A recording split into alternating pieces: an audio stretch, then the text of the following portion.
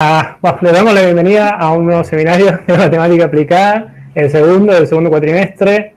Esta vez tenemos a María de los Ángeles Martínez, que es profe de la Facu y también trabaja en una empresa llamada Excapit.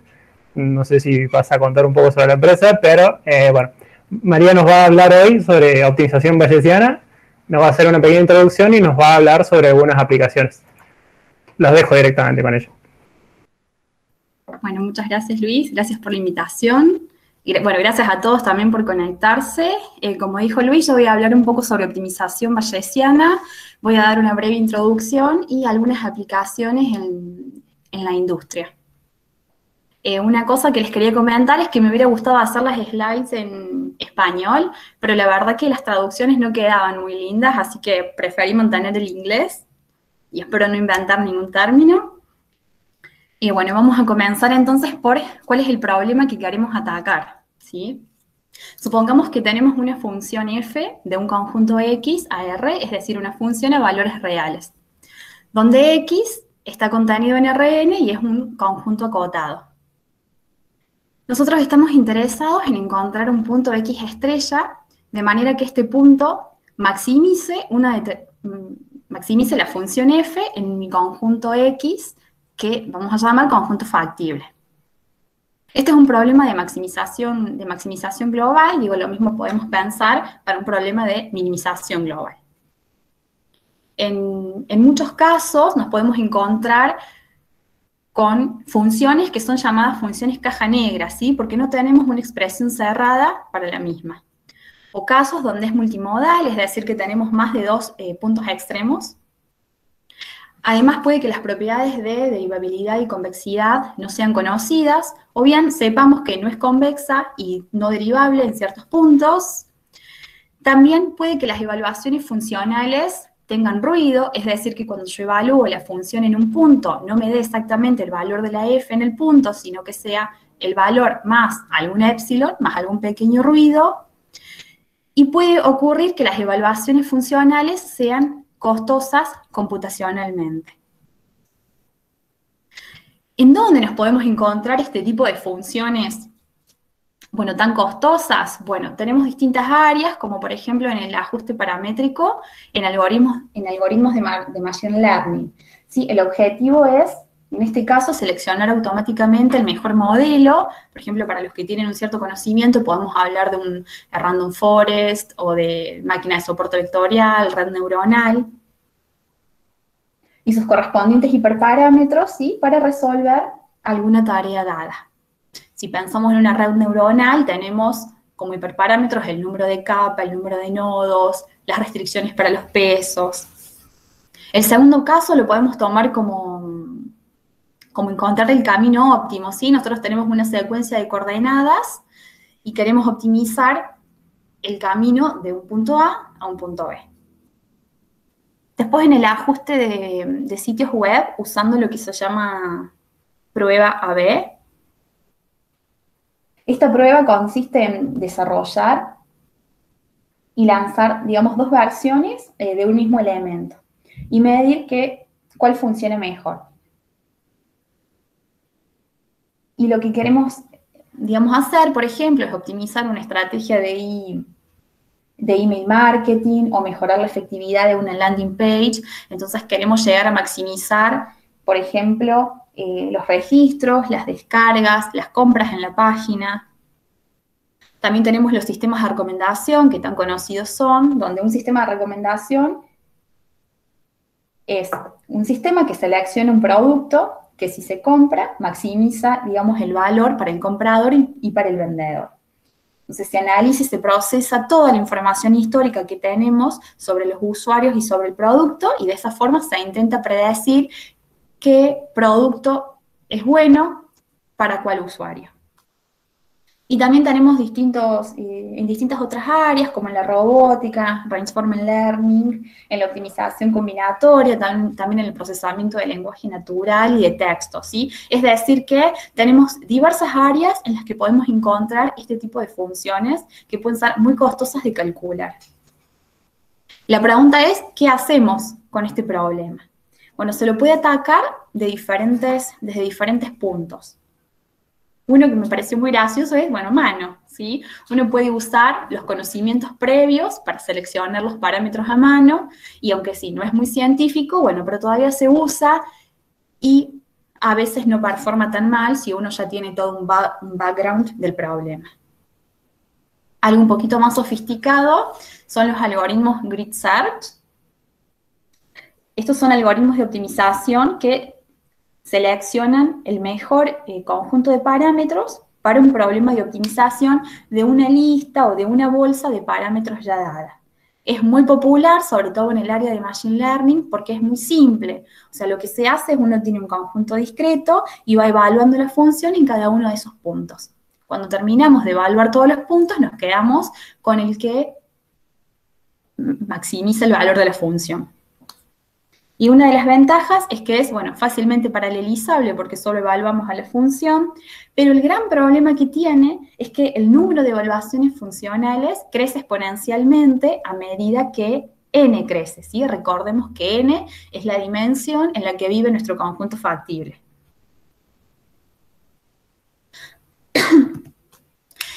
Una mejora a los grid search son los random grid search, ¿sí? Estos son una familia de métodos que optimizan para atacar problemas, ya sea continuos o discretos. Y reemplaza esta evaluación exhaustiva que hace el método anterior por una selección aleatoria. Mejora el algoritmo anterior, especialmente cuando un pequeño número de hiperparámetros incide, digamos, en la performance de nuestro algoritmo. En este caso, si lo comparamos con los de algoritmos de Machine Learning. Y también es paralelizable, como en el caso anterior, y lo bueno es que permite incluir conocimientos a priori que uno pueda tener sobre los datos del problema. Entonces, por ejemplo, tenemos, digamos, dos formas distintas de sampleo, o de muestreo de la función. El de la derecha tiene una distribución, no, el de la izquierda, es una distribución uniforme, ¿sí? Donde, nuevamente, evaluamos la función en cada punto y después nos quedamos con el punto donde obtuvimos mejor valor funcional. Y en el caso anterior es directamente un muestreo aleatorio. Sin embargo, aunque el número de evaluaciones funcionales pueda ser menor, sobre todo en dimensiones bajas, pero seguimos con el mismo problema, ¿sí? Y para que quede claro que realmente es un problema, vamos a suponer que tenemos una función que es Lipschitz continua, de constante C. Y estamos en un dominio libre de ruido, es decir, evaluamos la función en un punto y obtenemos el verdadero valor de la función. Supongamos que queremos encontrar un X estrella de manera que f de X estrella menos f de X, esto tiene, bueno, menos f de X sea mayor o igual que algún epsilon dado, ¿sí? Entonces nosotros tenemos que evaluar nuestra función en algún hipercubo unitario de dimensión n, y para poder llegar a esa condición necesitamos realizar C sobre epsilon a la n evaluaciones funcionales. Eso está en un libro de Betrol 91. Así, con puras letras, no sé, no me dice nada, ¿sí? Pero bueno, ¿qué pasa si tomamos, por ejemplo, n igual a 5? Es decir, estamos en dimensión 5, supongamos que nuestra constante C es 1, y el epsilon, un epsilon bastante holgado, 0.01. Entonces, esa formulita nos dice que necesitamos 1 por e a la 10 evaluaciones funcionales.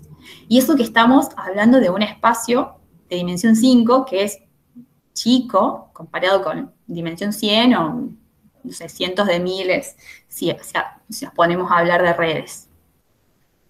¿Para qué me estoy quedando sin voz? Bien, entonces realmente es un problema. Entonces, ¿qué podemos hacer para mejorar esta búsqueda y no morir en el intento? Bueno, acá es donde aparece la estrella del día de hoy, que son los métodos de optimización bayesiana. Estas técnicas de optimización bayesiana son algunos de los enfoques más eficientes en términos del número de evaluaciones funcionales requeridos cuando estamos hablando de problemas de optimización global, ¿sí? Es un enfoque secuencial basado en modelos probabilísticos que resuelven nuestro problema, ¿sí? Y está equipado de un modelo probabilístico sobre el cual nosotros definimos una creencia previa sobre las posibles funciones objetivos y secuencialmente vamos refinando el modelo, ¿sí? Lo hacemos a medida que podemos observar más data. Y esto se hace vía una actualización bayesiana posterior. Y aunque la función costo es desconocida, porque estamos pensando en funciones caja negra, es razonable asumir que existen conocimientos a priori sobre las propiedades de la función. Por ejemplo, sé que estoy trabajando con una función que es suave o que es periódica, lo cual hace que algunas funciones sean más probables que otras, ¿sí? Ya vamos a desgranar un poquito más esto para que se entienda. Y el otro ingrediente son las funciones de adquisición. En cada iteración uno va induciendo funciones alfa de mi conjunto factible R que aprovechan la incertidumbre a posteriori del modelo probabilístico para guiar la exploración de los datos, ¿sí? En general, estas funciones evalúan la utilidad de los puntos candidatos para la próxima evaluación. Y son muy importantes porque nos permiten tomar una buena decisión para obtener un trade-off o un balance entre lo que se llama exploración y explotación, ¿sí? Que también ya lo vamos a explicar con un gráfico un poquito más adelante. Entonces, a grandes rasgos, el algoritmo para los métodos de optimización bayesiano es el siguiente. Y hablo de algoritmos, esto es una familia, ¿sí? Porque tenemos muchos modelos probabilísticos que los puedo combinar con distintas funciones de adquisición. Bueno, lo inicializamos para t igual a 1, ¿sí? Y seleccionamos el x sub t más 1 al optimizar la función de adquisición alfa, ¿sí? De manera que este punto x sub t más 1 va a ser el punto que maximiza la función alfa en mi conjunto factible. Y esta función alfa depende tanto del x como de los datos históricos. Una vez que obtengo ese punto, evalúo mi función y obtengo f en x sub t más 1. Puedo obtener el valor exacto o, como mencioné antes, quizás con un pequeño ruido. Y actualizo mi conjunto a d sub t más 1, donde tengo el d sub t, que eran los datos viejos, más este nuevo par de datos, y actualizo el modelo estadístico, ya que tengo un dato más que me suma información. Y así continúo iteración a iteración. Vamos a ver entonces, con un grafiquito, cómo funciona esto, ¿sí? A grandes rasgos. Fíjense que tenemos en el primer gráfico, tenemos dos puntos, ¿sí? Primero es la línea...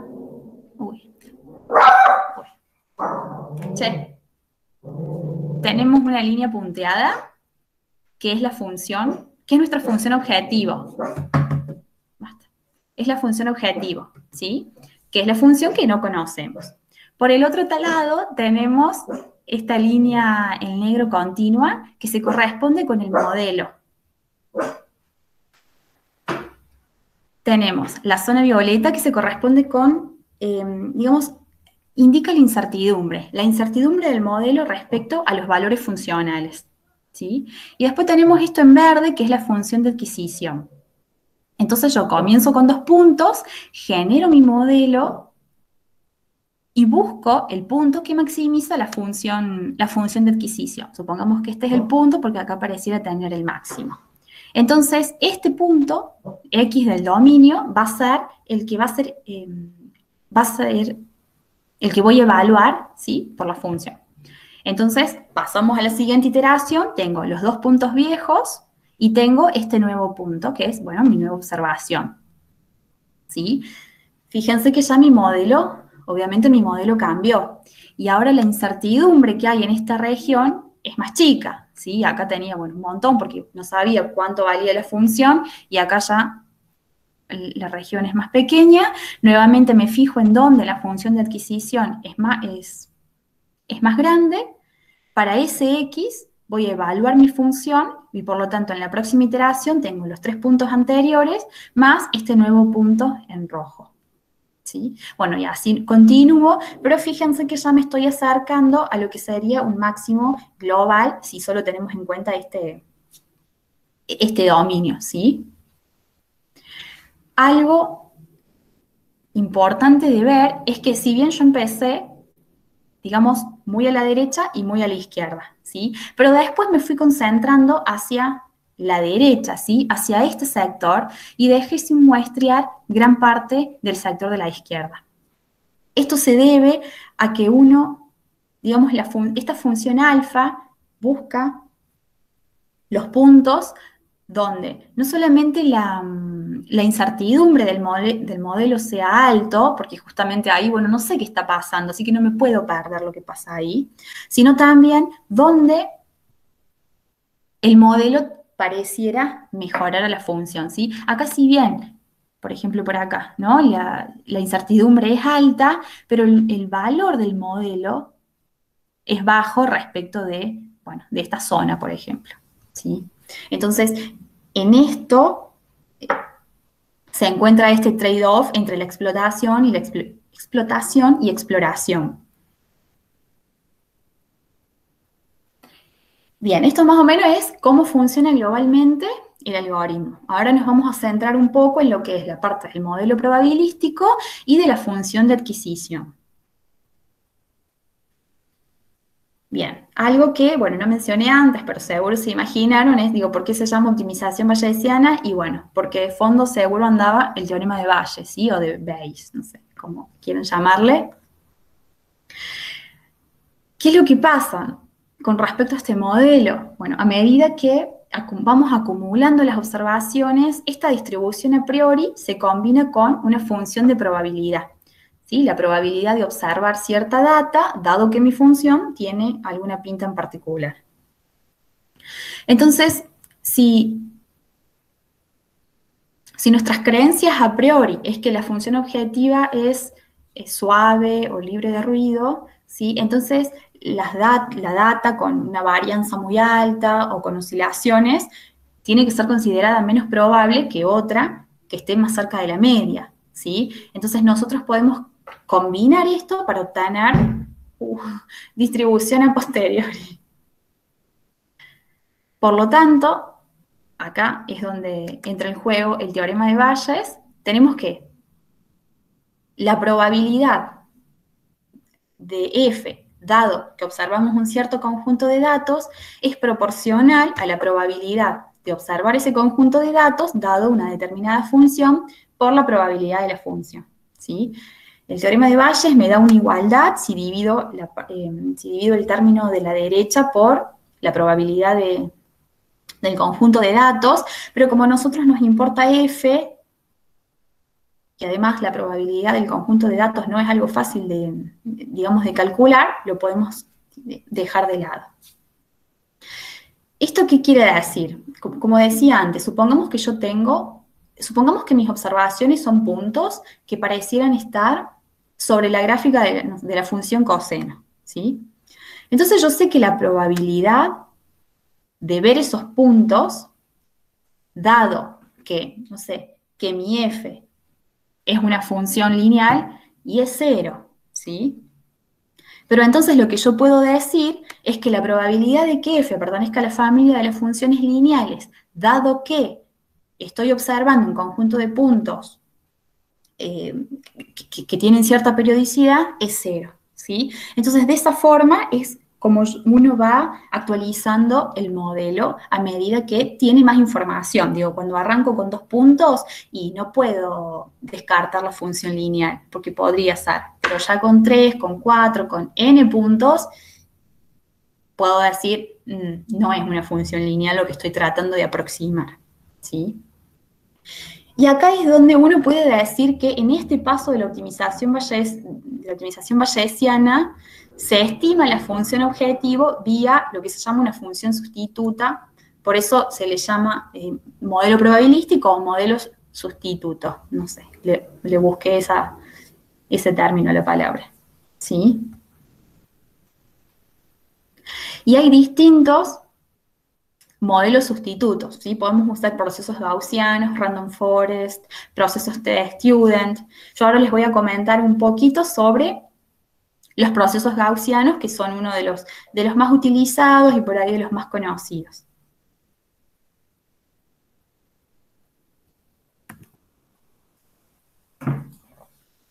Bien, vamos a...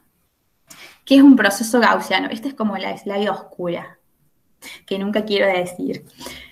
Un proceso gaussiano es una extensión de una distribución gaussiana multivariada a un proceso estocástico de dimensión infinita, ¿sí? Pero cualquier combinación finita de dimensiones es una distribución gaussiana. Así como una distribución gaussiana es una distribución sobre una variable aleatoria que está completamente determinada por la media y por la matriz de covarianza, uno puede decir que un proceso gaussiano es una distribución sobre funciones que está completamente determinado por la función media y por la función de covarianza, ¿sí? Donde podemos llamar mu a una función de media y k a una función de covarianza. Como esto para mí sigue siendo muy engorroso, y uno podría pensar que un proceso gaussiano es una función, ¿no? Pero en lugar de, dado un x, darme un valor f de x, lo que me está devolviendo es la media y la varianza de una distribución normal sobre los posibles valores que puede tomar mi función f, que desconozco, en este punto x.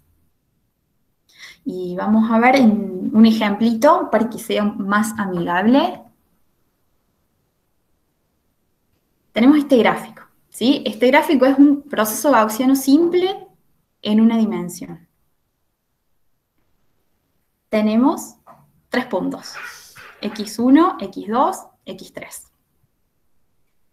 La línea negra se corresponde con la media predicha por el modelo, mientras que esta zona, no sé, supongamos violeta, lila, no sé, se corresponde con la incertidumbre de la que yo les hablaba en un momento, ¿sí? Que en realidad lo que muestra es la media más y menos la desviación estándar en ese punto en particular, x1 o el x2 o cual sea, ¿sí?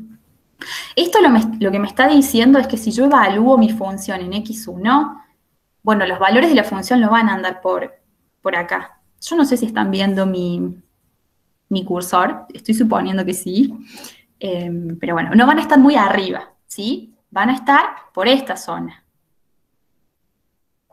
Lo mismo en los casos anteriores. Y estas líneas punteadas se corresponden con gaussianas superpuestas, ¿no? Justamente que pasan por la media y tienen esta desviación dada por el modelo.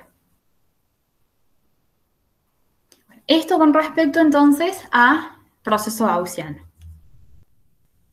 Nos queda ahora la última parte, que son las funciones de adquisición. Nosotros tenemos que estas funciones están basadas en mejoras, ¿sí? Favorecen siempre los puntos ahí está, sí. Entonces, a ver, uno tiene que conseguir puntos para evaluar mi función.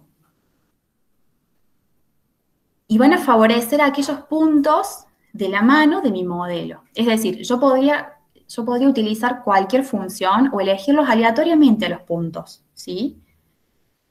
Bueno, pero eso no es muy bueno porque no estoy explotando el modelo que tengo por detrás, ¿sí? Yo tengo un modelo probabilístico por detrás.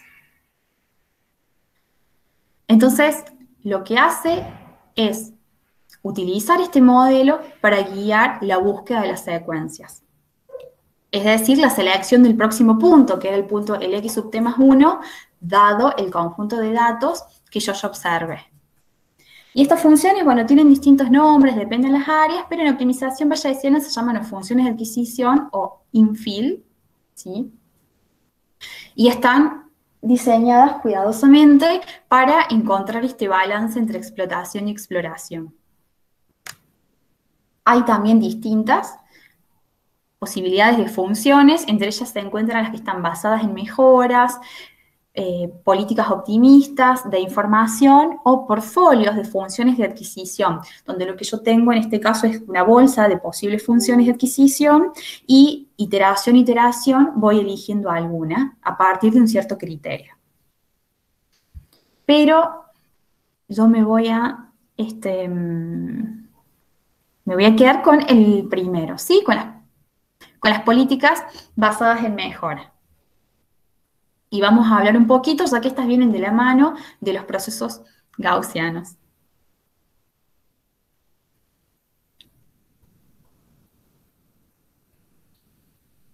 Bien, entonces, este tipo de funciones, que son funciones basadas en mejora, lo que hacen es favorecer los puntos que son más probables de mejorar o de superar un determinado target, un determinado valor o umbral, que lo vamos a llamar f de x más, ¿sí?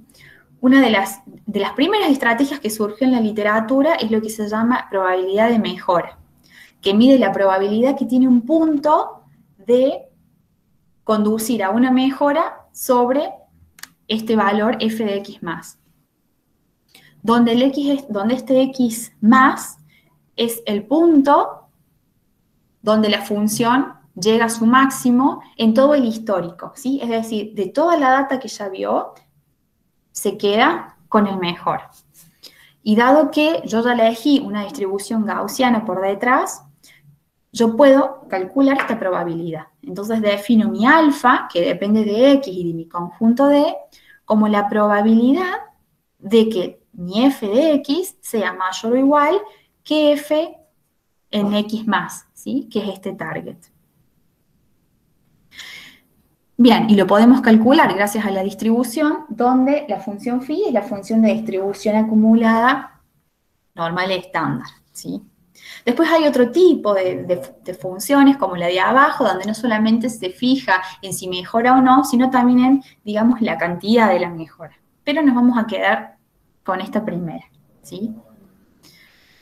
A veces también se le sabe poner como una holgura, entonces pedimos que nos quedaría mu sub t menos f en x más menos un epsilon, ¿sí? Sobre el sigma. Y algo importante es que el mu y el sigma vienen dados por el modelo, es por esto que puedo hacer el cálculo. Bien. Entonces veamos cómo funciona esta función de adquisición, ¿sí? Fíjense que el gráfico es el mismo que teníamos para los modelos, para el proceso gaussiano. Pero ahora tenemos un punto x más y tenemos f en x más, ¿sí? Tenemos nuestro punto x3 y tenemos en verde, vendría a ser el alfa en x3, ¿sí? Es la probabilidad de mejora. Esto lo que nos está diciendo es que tengo una alta probabilidad de que f en x3 sea mayor que f en x más, ¿sí? Pero no así f de x1 o f de x2, ¿sí?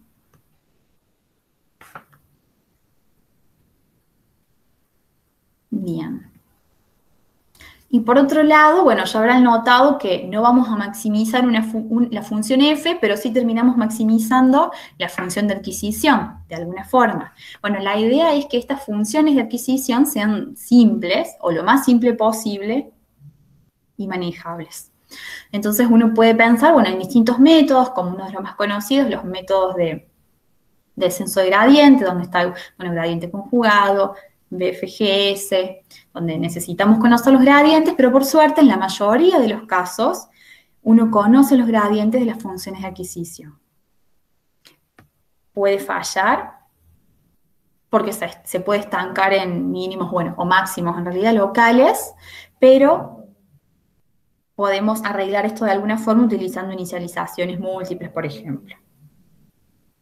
Después tenemos otros métodos que están basados en heurísticas, como DIRECT, que plantea las mínimas hipótesis sobre la función de adquisición. Encuentra buenas soluciones y no necesita el gradiente.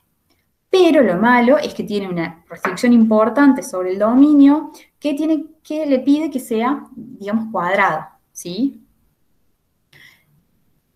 Y la idea es que después va dividiendo el dominio en otros rectangulitos, ¿sí? Y sampleando la función en los centros de estos cuadraditos y cada vez se hacen más chiquitos en los dominios de interés.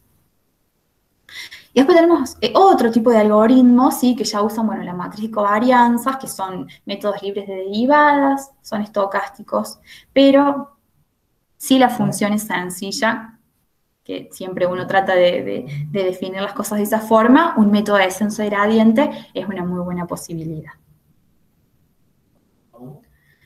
Bien, como resumen entonces de todo lo que hablamos, tenemos entonces que la optimización bayesiana es una técnica para transformar el problema de maximizar una función en un dominio X a una serie de problemas, ¿sí? Donde iteración a iteración uno va resolviendo de alguna forma un problema de optimización más sencillo, ¿sí? Donde optimiza esta función alfa de adquisición.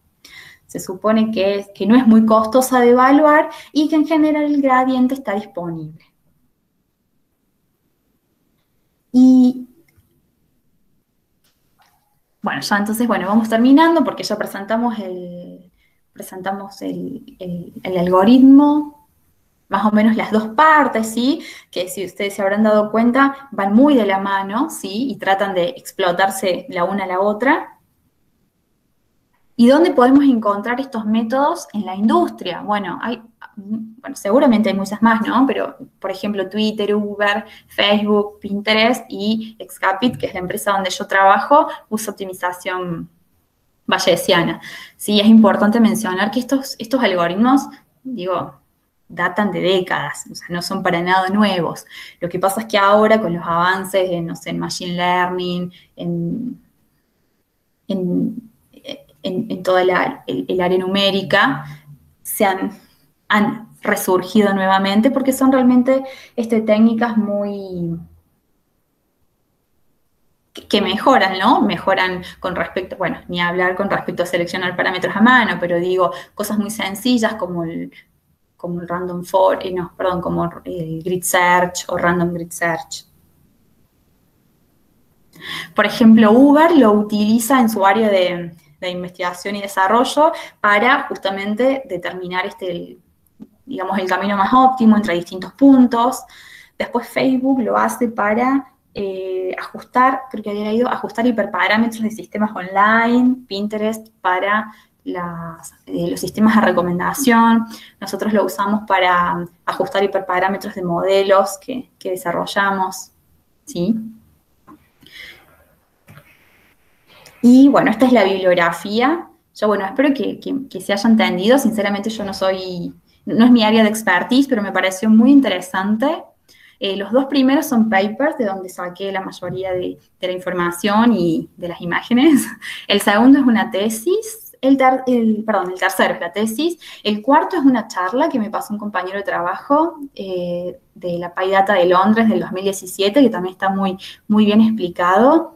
Y el quinto, ahora les voy a sacar unos minutitos más y se los voy a mostrar, porque es una página muy copada, donde, bueno, espero que se vea, donde tiene una barra deslizadora interactiva para como cerrar un poco la idea del algoritmo. Hay alguien, ¿no? Es como muy raro hablarle a la pantalla, pero supongo que... Sí, se escucha y se ve. Gracias. Bien, tenemos entonces arriba, tenemos en violeta la función. Siempre la suponemos desconocida, ¿sí? Bueno, no siempre, pero supongamos que no la conocemos. Después el negro es el modelo sustituto, ¿sí? En gris lo que tenemos es esta zona de incertidumbre. Tenemos un primer punto, ¿sí? O sea, este punto negro me dice la función, no sé, será en 0,5, vale esto. Y tenemos abajo, en verde, la función alfa, que es la función de adquisición, y en el punto azul es el punto donde alcanza su máximo, ¿sí? Entonces yo veo que en, no sé, en 1 punto algo, la función de adquisición alcanza su máximo, por lo tanto lo que voy a hacer es evaluar la función en ese punto, que es el punto rojo. Lo agrego a mis datos, entonces yo para la próxima iteración tengo mis 2 datos, que ya son en negro, mi modelo ya está actualizado. Por lo tanto, ya vieron que las zonas de incertidumbre acá disminuyen y acá, bueno, se mantienen porque todavía no he muestreado en esa región. Y tengo mi función de adquisición. En este punto alcanza su valor máximo, por lo tanto, evalúo la función en ese punto donde obtengo el valor del punto rojo. Y ahora de repente, bueno, se me fue para la derecha, ¿sí? Ahora yo tengo 3 puntos, de vuelta actualizo el modelo, maximizo la función de adquisición y estoy más o menos en 6. Y evalúo la función en 6. Y así voy iteración a iteración, ¿sí? Fíjense cómo se va el modelo, o sea, la línea negra se va refinando y pareciéndose cada vez más a la función. Y el puntito rojo va buscando el máximo. Bueno, ahí se me fue un poco y acá volvió. Y sí, y ya el área de incertidumbre ya es muy baja y mi algoritmo termina, sí, bueno, si le puse 8 iteraciones, ¿sí? Pero bueno, es así como funciona. Lo importante que me pareció lindo ver es que si bien empezamos en una zona de un máximo local, no quedó trabado ahí, sino que pudo explorar otras regiones gracias a este trade-off y no se me estancó ahí y se fue para el verdadero, para el único optimizador global que tiene, ¿sí? Y ahora sí, muchas gracias y espero que se haya entendido. Gracias, Mari. No sé si alguien tiene alguna pregunta, consulta, comentario. Pueden activar el micrófono si quieren.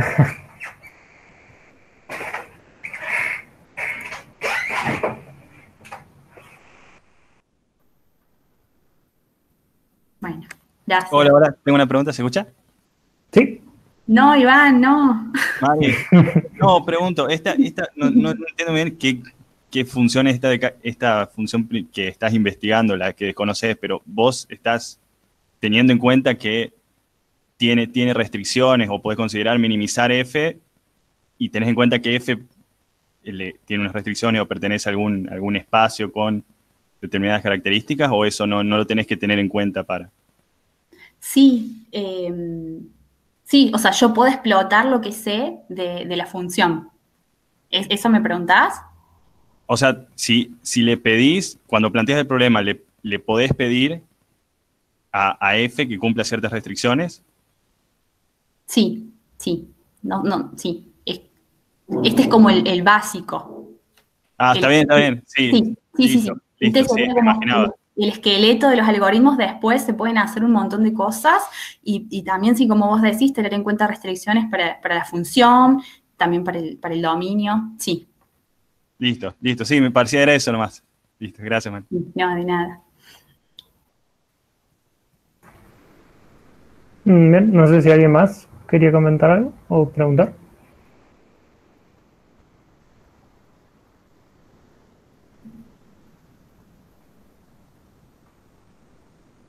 Sin vergüenza.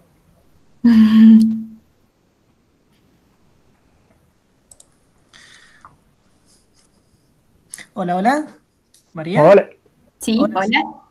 Bueno, la presentación impecable, la verdad que me gustó mucho. Te quería preguntar tu opinión respecto a usar algoritmos genéticos, o sea, ¿qué ventaja tendría de optimización bayesiana versus algoritmos genéticos para optimizar hiperparámetros en un modelo de Machine Learning, por ejemplo? Sí, bueno, nosotros en la empresa en un momento estábamos trabajando con algoritmos genéticos, no particularmente yo, pero sí uno de los chicos. Uh-huh. No sé exactamente decirte con precisión cuáles serían las ventajas y desventajas de uno. Me parece que la gran ventaja, eso sí, de los algoritmos de optimización bayesiana es el número de evaluaciones funcionales. Porque en los genéticos, viste que es como que vas teniendo una población, arrancas de una población inicial y eso después, bueno, justamente va evolucionando. Y en ese sentido me parece que los bayesianos mantienen como en cierta regla el número de evaluaciones funcionales.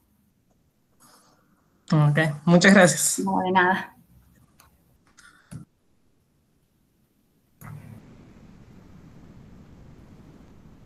Yo tengo una pregunta simple nomás, creo. ¿Están usando scikit-learn para ustedes para hacer optimización bayesiana o están armando algún framework propio o algo así? No, estamos usando la librería. No sé, y me parece que sí. Mira, yo justo en esas cosas nunca me acuerdo. Pero sí. Sí, bueno, no sé si alguno de los chicos está y quiere responder, pero estamos usando BayesOpt. Ajá. Bien, no lo conozco, pero no sé si alguien más de la empresa quiere acotar algo. Buenas, ¿cómo va? ¿Qué hace, Frank? Muy buena la charla, Mari. Sí, estamos usando una herramienta, me parece que está construida sobre scikit-learn, la herramienta que se llama, bueno, eso, BayesOpt, una librería de Python. Buenísimo, gracias. No sé si alguien más tiene una consulta. Yo tengo una, digamos, primero muy lindo, gracias por tu exposición, Mari, realmente estuvo muy buena. Gracias, Y lo que quería pasar siempre es un avisito. Siempre mandan llegando esos avisitos. Digamos, para las personas que estén interesadas en cosas de optimización, están habiendo, bueno, y ahora que todos estamos teniendo todos seminarios virtuales de todo tipo, lo único malo es que se pega mucho con el nuestro, digamos, es más temprano. Ahí pongo en el chat. Varias universidades brasileras se han juntado y para optimización hacen un solo seminario para todo el país. Entonces, que los lunes a las 2 de la tarde, todos los lunes. Y, digamos, hay optimización de todo tipo, imagínense, porque es todo el país. Sí. Y, bueno, digamos, si las quieren ver online, está el cronograma, la pasan online y después las graban y quedan ahí grabadas. Así que si alguno después quiere agarrar y ver cosas más de optimización, porque lamentablemente nosotros aquí en Argentina no tenemos un seminario solo de optimización así de grande, así que bueno, era solo eso, el anuncio para, digamos, los que estén interesados en ese tipo de cosas. Pero bueno, ya me diste más o menos un camino. Gracias también. Gracias. Bueno, creo que si no hay muchas más consultas, bueno, cualquier cosa va a estar el contacto de Mari por algún lado, y también cualquier cosa, mandame las slides, así ya las voy subiendo a la página del grupo. Dale, perfecto. Y bueno, creo que si no hay más nada para decir, nos vemos dentro de 2 semanas, por el 17 de feriado, para un seminario nuevo. Bueno, muchas gracias a todos. Gracias, Mari.